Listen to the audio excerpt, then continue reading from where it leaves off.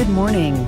Trade, Taiwan, and the war in Iran. Who has the leverage as President Trump talks with China? I spoke with President Xi. We both look forward to the meeting. It's going to be great. Hunter Baker standing by for Washington Wednesday. Also today, World Tour, and later a Christian worldview program sending hundreds into schools, churches, medicine, and media. What we need is a cadre of people who know how to defend Christianity in every single area of life. And world commentator Daniel Suhr on U.S. pushback to mass migration.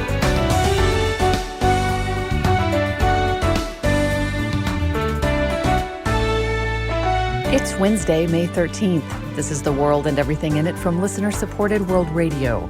I'm Lindsay Mast. And I'm Nick Eicher. Good morning.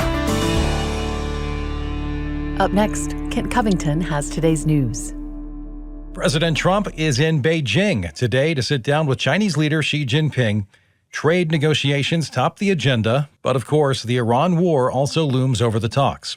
Republican Senator Dave McCormick says China, as Iran's biggest oil customer, has the leverage to help put an end to the war. They should want to find a resolution and add more pressure. They also are a supporter of Iran with a lot of military technology, and I would hope the president's going to, make them stop assisting Iran with its buildup of ballistic missiles and so forth. Trump says he will have a long talk with Xi Jinping about Iran, but trade is his main focus. Top business executives, including Elon Musk and Apple's Tim Cook, are along for the trip. Today's gathering in China comes after a Southern California mayor this week agreed to plead guilty to acting as an illegal agent for the Chinese government.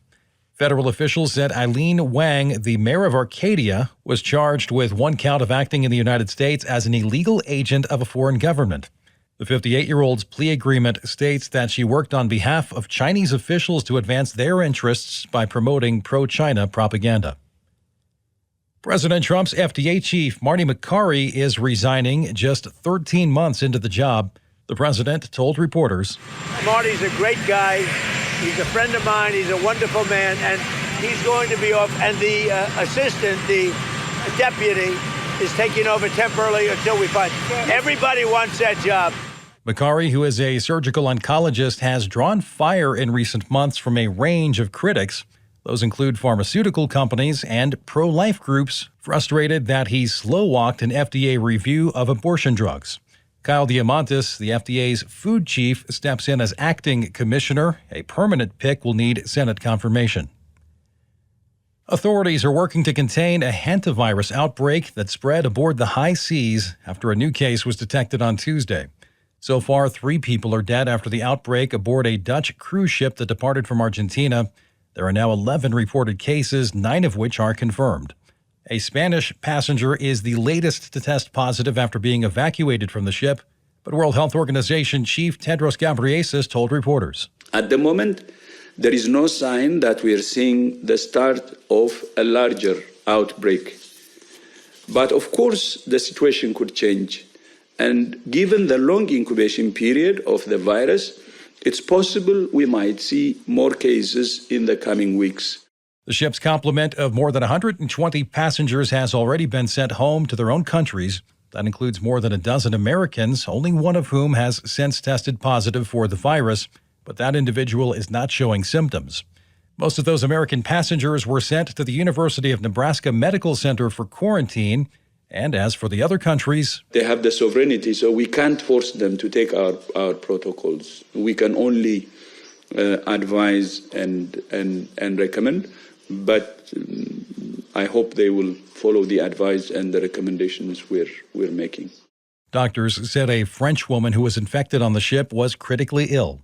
Health officials characterize this particular strain of hantavirus as rare but severe, with more than 30% of cases resulting in death.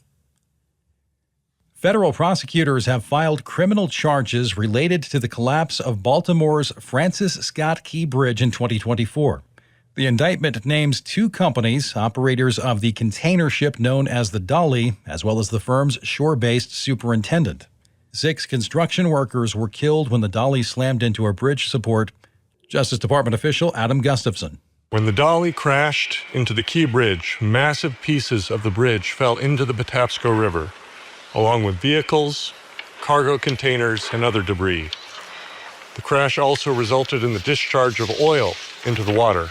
Prosecutors say the crew rigged up a makeshift pump instead of using the proper fuel supply system, and when it failed, the ship lost power and steering. FBI Special Agent Jimmy Paul. As is laid out in this indictment, the collapse should never have happened. As alleged, the bridge was struck and collapsed because those who were responsible for the ship's operation deliberately cut corners at the expense of safety. Replacing the bridge will cost up to $5.2 billion, and the new bridge won't be open to traffic until 2030. Federal agents are investigating 6 deaths at a Texas rail yard as a potential human smuggling case. World's Kristen Flavin reports. Workers opened a shipping container this week in Laredo and found the bodies inside. The medical examiner says heat stroke killed them slowly over as long as 8 hours in the metal box. 5 men and 1 woman were among the dead. IDs and cell phones at the scene suggest the deceased were from Mexico and Honduras. Laredo sits on the busy U.S.-Mexico border, a major land port, and a frequent crossing point for human smuggling. The deadliest such case in U.S. history happened nearby in 2022 when 53 illegal immigrants were found dead in a sweltering tractor-trailer in Texas. For World, I'm Kristen Flavin. And I'm Kent Covington. Coming up, more on the president's trip to China. And later, a Christian worldview program sending hundreds into schools, churches, medicine, and media. This is The World and Everything in It.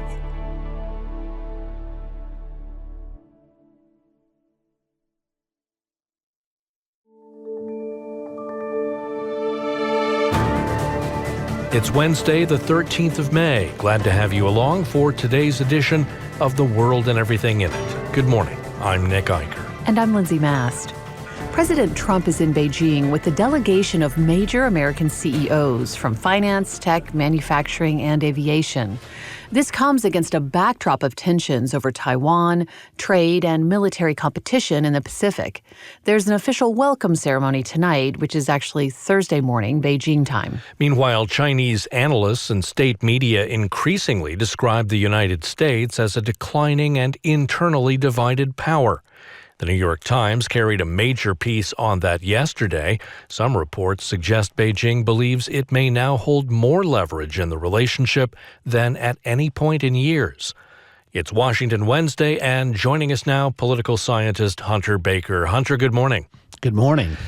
So, Hunter, this trip comes at a moment when China is seeing the U.S. as weakened and distracted, but President Trump appears to be approaching Beijing with a very transactional mindset. His idea is trade and economic opportunity. So what do you think each side believes it has to gain going into the summit?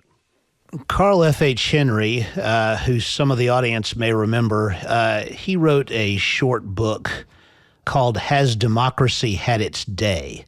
And I think that if we were to ask the Chinese, has democracy had its day, I think they would say, yes, it has. They would look at the United States, they would see how we have our elections every couple of years with power changing hands, and they would say, how can you govern that way, especially when the population is not united? And so they see that as a tremendous weakness that we have. You know, we, on the other hand, tend to see the ability of human beings to be true citizens, to vote, to organize, to speak as more of a strength than a weakness. But right now, as you're seeing how events in Iran are affecting the United States, you can see something to the Chinese position. You can see, right, the U.S. president is trying to resolve this thing, and the Iranians know if they can just draw it out long enough that it will be a problem. Now, what Trump wants, yes, he wants trade, he wants economic wins, and I think he probably wants Beijing to pressure Iran to resolve this thing and to get world commerce going full tilt again. The Chinese, of course, want to continue to do business with the United States. We have the greatest markets in the world. They benefit tremendously from doing business with us. They're not that crazy about us protecting ourselves. They're not that crazy about us trying to prevent them from doing things to American corporations that want to do business in China. And most of all, maybe they want to affect our posture toward their policy with regard to Taiwan. Hunter, I wanted to ask you about that. How central is Taiwan to this trip, really, even if both sides publicly emphasize economics? Taiwan is a big deal. It has been for a long time, and they are very aggressive in their push against anyone who acknowledges Taiwan's independent existence. The United States has been cagey about it for quite a while, and we sort of take this kind of strategic ambiguity with regard to Taiwan. Some folks may remember that Joe Biden at one point made a fairly strong statement about our defense of Taiwan, and there was almost this rush to kind of walk these words back, to kind of return to strategic ambiguity, but the Chinese care tremendously about it. They would view it as a huge victory if we would not sell arms to Taiwan, or if we would express that Taiwan is not our business. Hunter, we also talk a lot about military rivalry, but things like soybean purchases and aircraft deals still seem to matter enormously here. I want to know, why are basic commodities still such powerful geopolitical tools? Well, in the case of China, you're just talking about an incredible amount of money. It's certainly true that we have come to rely tremendously on Chinese products in the United States. Walmart, for example, is absolutely full of things made in China, and American consumers have benefited from that. We have paid lower prices. Before COVID, we had an incredibly long period of price stability that I think was achieved in part because of trade with China and cheap goods. But it is also the case that we sell things to them. There was once a time when China was constantly deprived of foodstuffs and unable to feed their massive and burgeoning population. United States agriculture is a very big part of that. And so our farmers depend on having those markets open. So Trump is always aware of how our trade relationship with China is going to affect the sale of agricultural stuff. And also, of course, things like aircraft. In aircraft, we have largely a duopoly between the European Airbus and the American Boeing. And he wants to make sure that Boeing is able to be part of that growing Chinese market. Nothing says this meeting is about the economy more than having a plane full of multinational CEOs with you. What do you think it says that some of America's biggest corporations still see China as indispensable despite years of rhetoric around the idea of decoupling? It's a really complex situation. There's a famous sort of international political concept called the Thucydides trap. It's the idea of a nation like Sparta having once been dominant and facing the rising power of Athens. And the trap is that the dominant power and the rising power very often, if you study history, will end up in conflict, maybe a real war. I think that the big players are aware of that dynamic between the United States as the dominant power and China as the quickly rising power. And there is a desire to achieve something like a managed rivalry. We don't want a war. They don't want a war. If you talk to people who really understand China, they'll emphasize this idea of winning without fighting. They want to find a way to defeat, to overcome the United States without ever actually having to get into a fight. And for our part, we have no appetite for the sort of gigantic military conflict that would entail.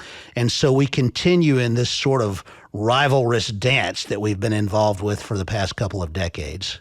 Speaking of rivalrous dances, we've got a story out of Arcadia, California, of all places. Federal investigators say that the mayor of that town agreed to plead guilty to acting as an unregistered agent for the Chinese government while serving in office. Prosecutors say that the case is connected to a broader influence network involving Chinese language media and efforts to shape opinion inside Chinese American communities in Southern California. So, Hunter, when Americans hear Chinese espionage, perhaps they're thinking cyber attacks or something huge like spies in Washington. But this case apparently involves just a local mayor, community media, and smaller influence operations. What stands out to you about this story?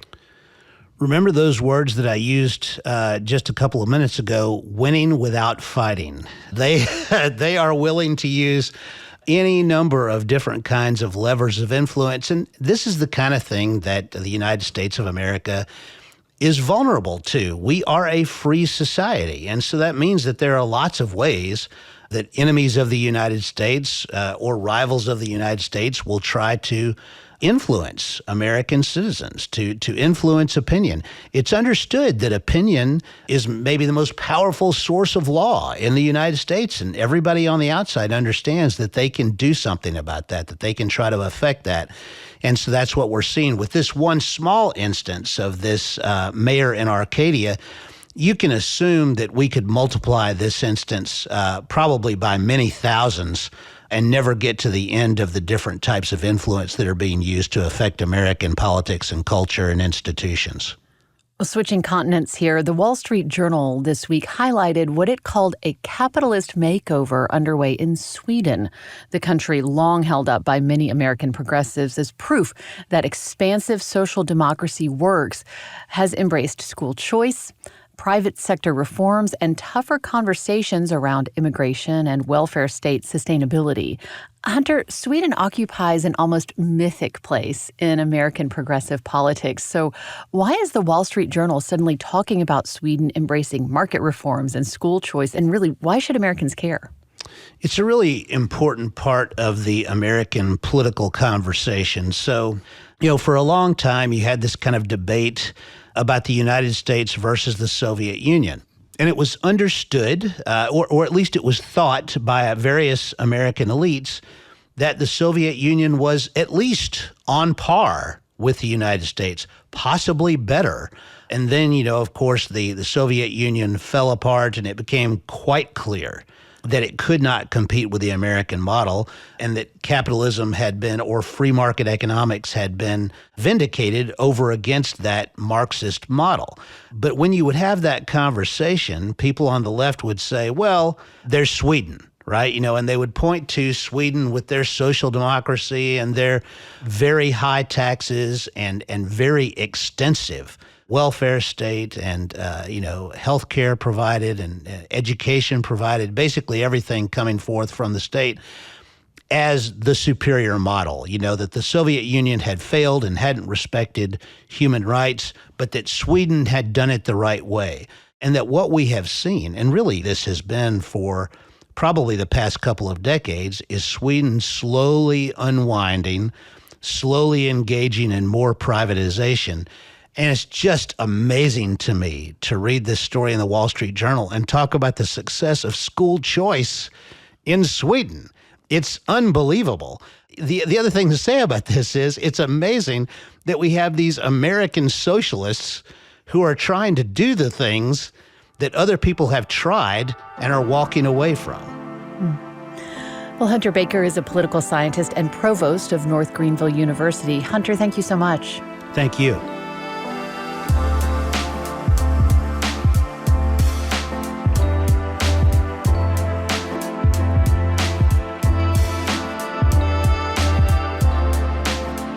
Additional support comes from WorldWatch, a 10-minute video news broadcast that the whole family can agree on. Free for the first 7 days. worldwatch.news/podcast. From Asbury University, committed to the formation of students through discipleship, calling, and career preparation. asbury.edu. And from Nuggets of Wisdom, digital homeschool curriculum, unit studies, and educational resources for growing minds. nuggets-of-wisdom.com.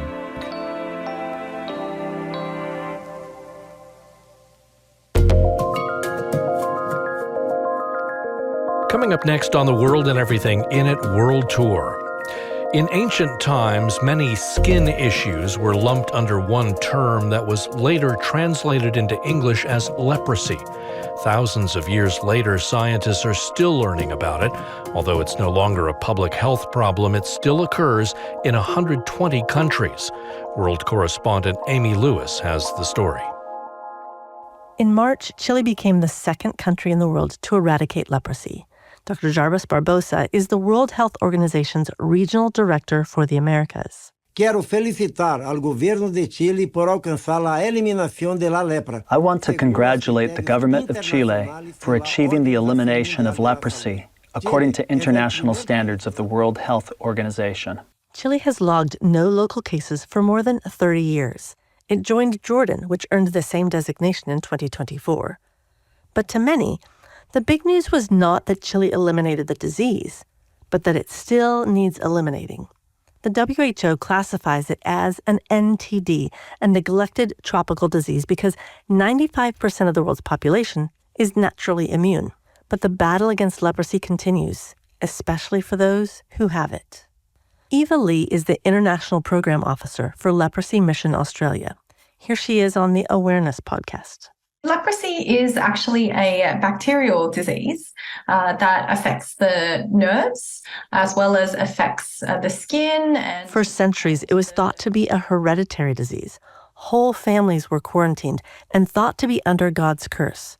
During biblical times, people with leprosy were kept from corporate worship.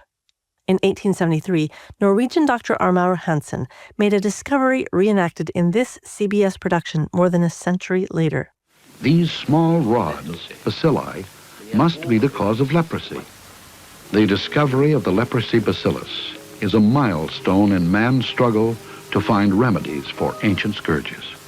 It's the first time bacteria was discovered to cause human illness. The disease was renamed Hansen's disease. In the 1980s, the advent of multi-drug antibiotic therapy made new cases of leprosy plummet from the millions to only 200,000 globally each year. Most occur in India, Brazil, and Indonesia. The disease is normally only mildly infectious, and not at all after a week of antibiotic therapy. Dr. Barbosa says a unified front helped achieve the eradication of Hansen's disease in Chile.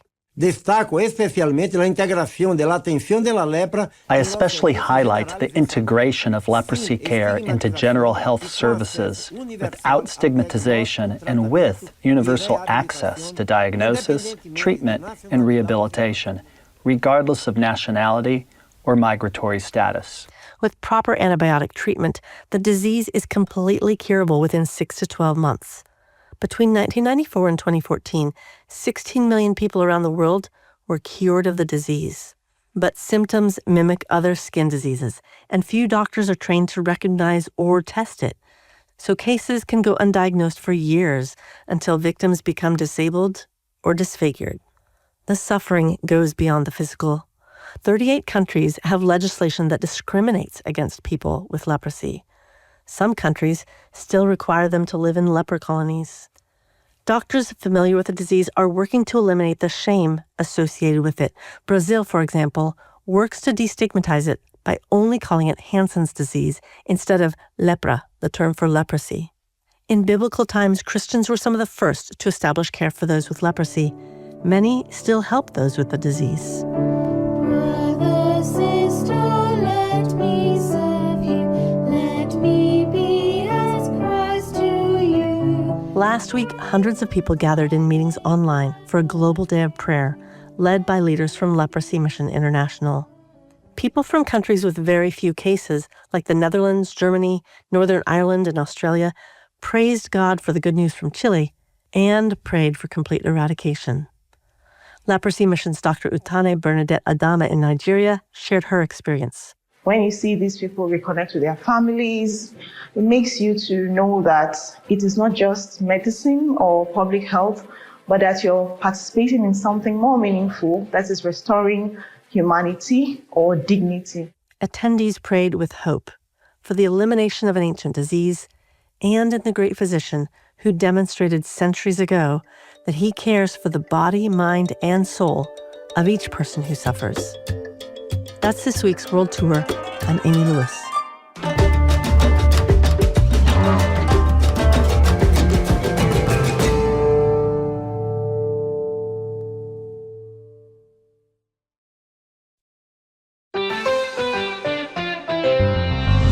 Detectives in Southern California say organized retail crime has entered its pasta phase. Police accuse a man of buying Lego sets from Target stores, removing the Legos, then refilling the boxes with uncooked pasta and returning them for full refunds. Investigators say the switch worked, at least it worked for a little while, because a box of dried pasta sounded enough like a box of Legos to fool store employees. But crime does not pay, not even in California. Body cam video shows officers dragging the suspect from his Lexus. And now the master plan is fully cooked. It's the world and everything in it.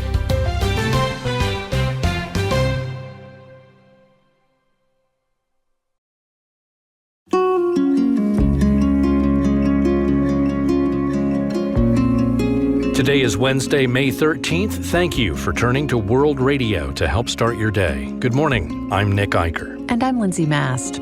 Coming next on The World and Everything in It, helping Christians live out their worldview. That was Chuck Colson's goal in 1991 when he established the organization that bears his name.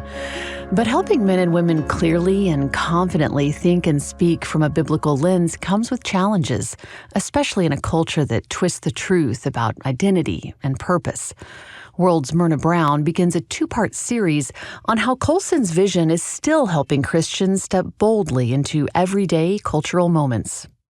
Hi, I'm Chuck Colson of Breakpoint. 13 years after he started the Colson Center for Christian Worldview, Chuck Colson identified a problem. What we need desperately in the world today is a cadre of people who know how to think Christianly and defend Christianity in every single area of life. Colson started looking for a few good men and women, 100 of them, like a Roman officer. We've started something here at Breakpoint called the Centurion Programs. Stuart Kellogg is part of the class of 2007. I'm a C4, the fourth class of Centurions. Back then, Kellogg was a 50-year-old general manager of a television station who wanted to know how to better apply what he believed to how he lived.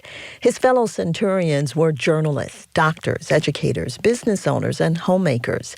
Colson spent 10 months educating them in worldview, culture, and biblical theology. Chuck Colson used to constantly tell us about be winsome. We're speaking the truth. It make people uncomfortable, but be winsome. Colson's death in 2012 put the Centurion program on pause. John Stonestreet, current president of the Colson Center. There was already a lot of parts of the legacy. There were books, there was organizations, there was a public persona, there was a counselor to statesmen and to presidents and to But future generations needed worldview training too. He pushed to preserve what he calls the most important part of Colson's legacy. But he was like, no, it's reproduction. I need to equip a new generation of leaders in Christian worldview. Welcome to the National Commissioning Ceremony for the Colson Fellows Class of 2025. Centurions are now called Colson Fellows. More than 6,000 men and women around the globe have completed the program. On this day, an additional 700 are about to walk across the stage. It's literally 51% women, 49% men. Michael Craven is the dean of the Colson Fellows program. They've spent about 273 hours of attention to curriculum that they've been accessing online. They've been gathering in their cohorts. They've been participating in these rigorous discussions, debates, wrestling with what they're learning in community. Now these Colson Fellows will go back to their communities equipped to answer 4 questions. What is good in this world that I could be used to preserve, protect, promote? That's the first question. Second, what is evil that I absolutely must oppose? Third is what is broken that the Lord might use me to restore? And finally, what is missing that I might be able to provide or innovate? After he was commissioned, Stuart Kellogg stepped into the pro-life movement. He published a 5-part pro-life series for students, and he's still teaching parenting classes for men who walk through the doors of his local pregnancy resource center. So I can say 20 years later, hey, thank you, Chuck. I'm still working. The new generation of Colson Fellows will head out into a variety of places, plans in place. Colson Fellows in training, are you ready to receive your commission? 37-year-old Alonzo Blankenship is an assistant principal at a Christian school in Austin, Texas. There's a need for them to be grounded and understand why they believe and what it means to live with a biblical worldview. Dr. David H. Kim. Dr. David Kim co-founded a faith-based health center in Staten Island, New York. He's also teaching the next generation of healthcare professionals. Thought it would be a great way for me to really pick up more of the language and knowledge that I would need to be even better able to really teach that foundation that we felt that students needed. Cynthia Kitchen. Stephen Kitchen. I'm a pastor. And I homeschool my kids. Stephen and Cynthia Kitchen are from Massachusetts. We're going to read through one of the books with our kids next fall, and then we're talking about doing a summer introductory course, pulling out some of these material for our church. Christine Smith. And Chris Smith is a retired teacher and grandmother. She lives in California and wants to focus on middle school girls at her church. And work on gender identity and who God made us. It's going to be exciting to see what God does. Okay, God, worked hard. What's the next step? How's it going to flesh out? So, please rise, raise your right hand, and repeat after me. I, having been commissioned a Colson Fellow. What happens after they walk across the stage? What challenges lay ahead, and how will they respond? We asked one of these Colson Fellows to take us along. Tomorrow, their audio diary. Reporting for World, I'm Myrna Brown in Louisville, Kentucky.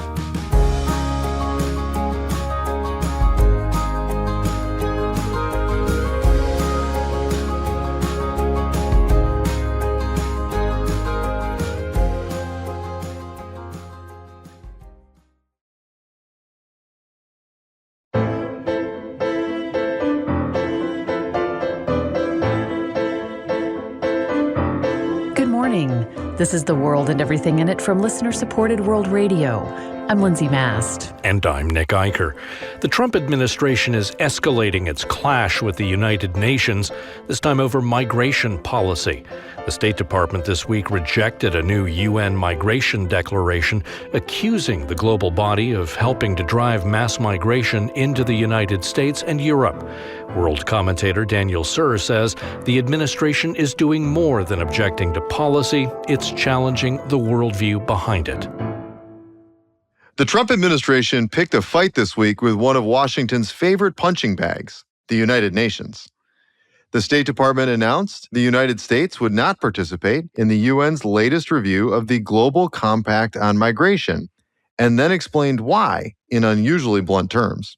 The official statement accused UN agencies of helping facilitate mass migration into the United States and Europe, while ignoring the consequences for the citizens of those countries.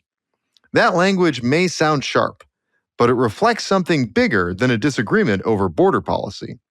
For decades, the governing assumption inside many international institutions has been that borders are obstacles to overcome, not protections to preserve.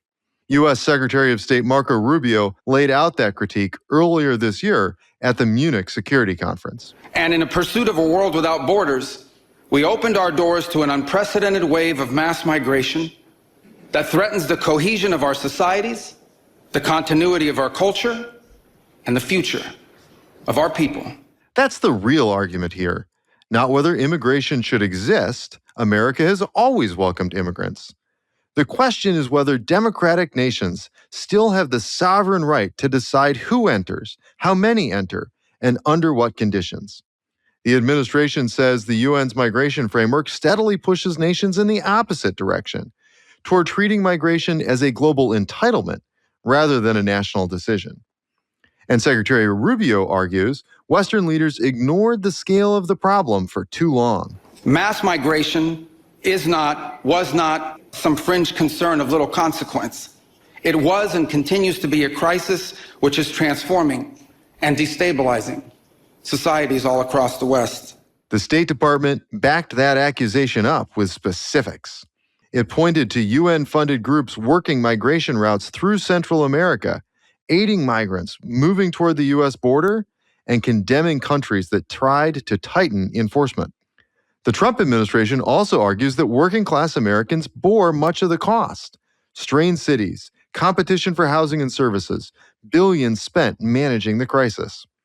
Whether one agrees with all of that language or not, the political reality is hard to miss. Across the West, voters have repeatedly demanded tighter border control, yet many international organizations continue promoting policies in the opposite direction. That disconnect helps explain why institutions like the UN increasingly face skepticism, not just from conservatives in America, but from voters across Europe as well. Secretary Rubio put it plainly in Munich. Controlling who and how many people enter our countries, this is not an expression of xenophobia. It is not hate. It is a fundamental act of national sovereignty. That may end up being the defining divide of this debate. Not immigration versus no immigration, but whether democratic nations or international institutions ultimately control our borders. For World, I'm Daniel Suhr.